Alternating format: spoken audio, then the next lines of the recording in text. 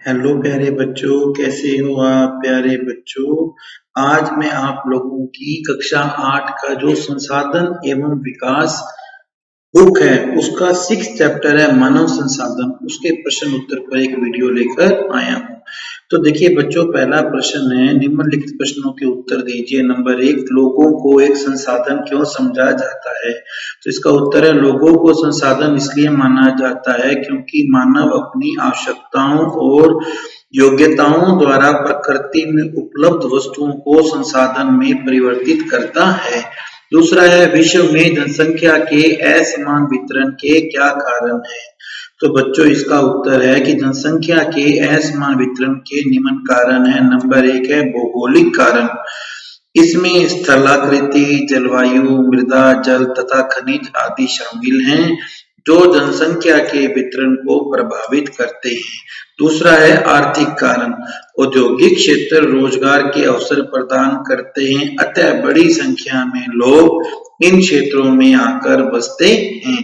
तीसरा है सांस्कृतिक कारक। धर्म और सांस्कृतिक महत्ता वाले स्थान लोगों को आकर्षित करते हैं। चौथा है सामाजिक कारक। अच्छे आवास, शिक्षा और स्वास्थ्य सुविधाओं के क्षेत्र लोगों को आकर्षित करते हैं। तीसरा प्रश्न है, विश्व की जनसंख्या अत्यंत तीव्रता से बढ़ गई है, क्यों? तो इसका उत्तर है बच्चों, विश्व की जनसंख्या वृद्धि के कारण निम्न है।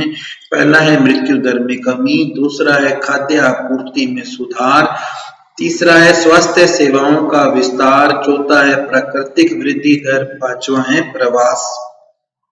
चौथा प्रश्न है, जनसंख्या परिवर्तन को प्रभावित करने वाले किन्हीं दो कारकों की भूमिका का वर्णन कीजिए। इसका उत्तर है, जनसंख्या परिवर्तन को प्रभावित करने वाले कारक निम्न है। पहला है जन्म दर, जिसे प्रति 1000 व्यक्ति पर एक वर्ष में जीवित जन्म लेने वाले बच्चों की संख्या के रूप में मापा जाता है।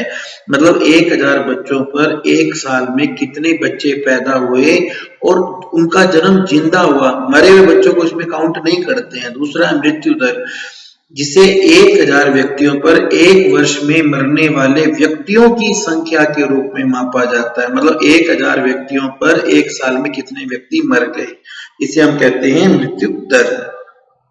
जनसंख्या संगठन से क्या तात्पर्य है? इसका उत्तर है, जनसंख्या संगठन किसी देश का जनसंख्या विन्यास अथवा संरचना है जिससे हम आसानी से उस देश की जनसंख्या के विभिन्न घटकों का अध्ययन कर सकते हैं, जैसे आयु, लिंग अनुपात, साक्षरता स्तर, स्वास्थ्य दशाएं, व्यवसाय, आय व्यय स्तर आदि।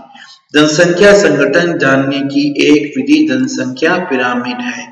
अगला प्रश्न इसी से मिलता जुलता है कि जनसंख्या पिरामिड क्या है? ये किसी देश की जनसंख्या को समझने में किस प्रकार मदद करते हैं? जनसंख्या पिरामिड जनसंख्या के सांख्यिकीय प्रतिरूप को प्रदर्शित करने की एक विधि है। यह जनसंख्या संगठन का अध्ययन करने में सहायक है। जनसंख्या पिरामिड को कुल जनसंख्या के लैंगिक प्रतिशत में विभक्त किया जाता है। इससे कुल जनसंख्या से लैंगिक प्रतिशत ज्ञात किया जा सकता है, यानी कितने मेल हैं, कितने फीमेल है, कितने आदमी हैं, कितने औरत हैं। जनसंख्या पिरामिड का आधार जन्मे शिशु की स्थिति को दर्शाता है। शिखर की ओर बढ़ते हुए क्रमशः प्रौढ़ों और वृद्धों की जनसंख्या को दिखाता है।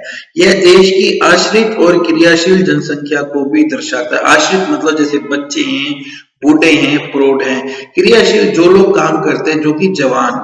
सही को चिन्हित कीजिए। जनसंख्या वितरण शब्द से क्या तात्पर्य है? तो इसमें आपको 3 ऑप्शन दिए गए। पहला है, किसी विशिष्ट क्षेत्र में समय के साथ जनसंख्या में किस प्रकार परिवर्तन होता है। किसी विशिष्ट क्षेत्र में जन्म लेने वाले लोगों की संख्या के संदर्भ में मृत्यु प्राप्त करने वाले लोगों की संख्या। और ग है, किसी दिए गए क्षेत्र में लोग किस रूप से वितरित है। तो इसका उत्तर है ये ग, किसी दिए गए क्षेत्र में लोग किस रूप में वितरित है। दूसरा प्रश्न है, वे 3 मुख्य कारक कौन से हैं जिनसे जनसंख्या में परिवर्तन होता है? पहला है जन्म, मृत्यु और विवाह। दूसरा है जन्म मृत्यु और प्रवास, तीसरा है जन्म मृत्यु और जीवन प्रत्याशा। तो इसका उत्तर है जन्म मृत्यु और प्रवास। तीसरा है 1999 में विश्व की जनसंख्या हो गई 1 अरब, 3 अरब, 6 अरब। तो इसका उत्तर है बच्चों 1999 में विश्व की जनसंख्या हो गई 6 अरब। जनसंख्या पिरामिड क्या है? जनसंख्या का आयु लिंग संगठन का आलेखीय निरूपण। ख है जब किसी क्षेत्र को जनघनत्व इतना बढ़ जाता है, किसी क्षेत्र का आएगा बच्चों, प्रिंटिंग गलत हो गई। किसी क्षेत्र का जनघनत्व इतना बढ़ जाता है कि लोग ऊंची इमारतों में रहने लगते हैं। ग बड़े नगरीय क्षेत्रों में जनसंख्या वितरण का प्रारूप। तो इसका उत्तर है क जनसंख्या का आयु लिंग संगठन का आलेखीय निरूपण। नीचे दिए गए शब्दों का उपयोग करके वाक्यों को पूरा कीजिए। ये हमें शब्द दे रखे हैं बच्चों, ये वाले, इनका प्रयोग करके हमें वाक्य पूरा करना है। जब लोग किसी क्षेत्र की ओर आकर्षित होते हैं, तब यहाँ पे आएगा पहला घना बसा हुआ बन जाता है। इसे प्रभावित करने वाले कारकों के अंतर्गत आता है अनुकूल जलवायु, ये यहाँ आएगा 2 नंबर। और 3 नंबर है प्राकृतिक संसाधनों की आपूर्ति और 4 नंबर है उर्वर जमीन आते हैं। यहाँ पे आएगा 1 नंबर घना, 2 नंबर अनुकूल, 3 नंबर प्राकृतिक, 4 नंबर उर्वर। अब है क्रियाकलाप। जिस समाज में 15 साल से कम आयु के बहुत से लोग हैं या 15 साल से कम आयु के बहुत कम लोग हैं, उस समाज की विशेषताएं बताओ। तो देखो जहां पर 15 आयु से कम के बहुत सारे लोग होंगे तो वहां पे हमें स्कूल की जरूरत पड़ेगी, क्योंकि वहां पे बच्चे बहुत ज्यादा हैं। स्कूल की जरूरत होगी तो वहां हमें शिक्षकों की भी ज्यादा जरूरत होगी। वहां हमें खिलौने चाहिए क्योंकि 15 साल से कम बच्चा खिलौनों से खेलता है। वहां पे हॉस्पिटल की कम जरूरत पड़ेगी क्योंकि छोटे बच्चे बीमार कम होते हैं। अगर वहां पे पहिएदार कुर्सी कम जरूरत पड़ेगी, छोटे बच्चे आराम से बैठते ही नहीं है तो उनको नहीं चाहिए होगी। वहां पे पेंशन स्कीम की कम जरूरत पड़ेगी, वहां पे श्रम आपूर्ति की कम जरूरत पड़ेगी, क्योंकि वहां से अब छोटे बच्चे काम कैसे करेंगे। और अगर 15 साल से ज्यादा से कम आयु के बहुत कम लोग हैं, यानी कि वहां पे सारे बुजुर्ग हैं, इसका मतलब है समाज में बुजुर्ग ज्यादा होंगे, इसलिए वहां पे स्कूल और टीचर की कम जरूरत होगी। वहां पे पेंशन स्कूल की ज्यादा जरूरत होगी, खिलौनों की कम जरूरत होगी, वहां पे पहिए वाली कुर्सी की ज्यादा जरूरत होगी, वहां पे श्रम पूर्ति अधिक होगी, ज्यादा लोग काम करेंगे, वहां पे हॉस्पिटल की ज्यादा जरूरत होगी। तो इस तरह से बच्चों हमारा ये पाठ पूरा होता है। वीडियो पसंद आया तो इसे लाइक करना, शेयर करना, चैनल को सब्सक्राइब नहीं कर सब्सक्राइब कर लेना। Thank you very much, have a good day.